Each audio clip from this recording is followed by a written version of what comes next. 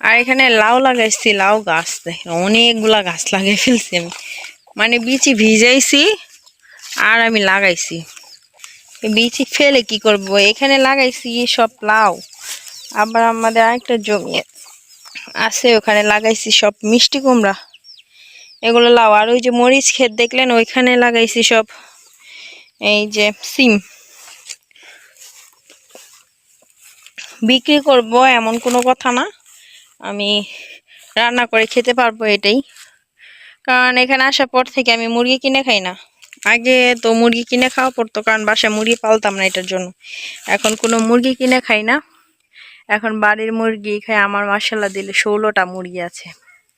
তারপর এই যে এই মেহনে বাবার জন্য তো এখন মাংস টাংস খাওয়া হয় না, খাওয়া হয় মাঝে মধ্যে, মেহিনের জন্য আনা হয়, মেহিনকে এনে এনে খাওয়ানো হয় আর কি। আর আমার মেয়ে মাংস মাছ অনেক পছন্দ করে, ডিম। বাচ্চারা ওই যে এখানে সিমের ডাল দিছি, হ্যাঁ ওইটা এখনো পুরোপুরি হয় নাই। আরে কলা গাছে কলা পেকে যাবে, তারপরে গাছটাও কেটে ফেলবো। এই 2টা গাছ থাকবে, এই গাছটা কেটে ফেলবো। আর এই যে হলুদ, হলুদ বিক্রি করা হয়, কারণ এত হলুদ দিয়ে কি করবো।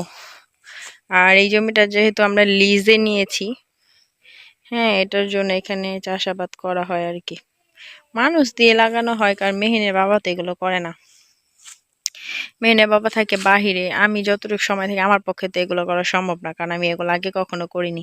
ছোট থেকে বড় হয়েছি ঢাকায়, এখানে আসছি।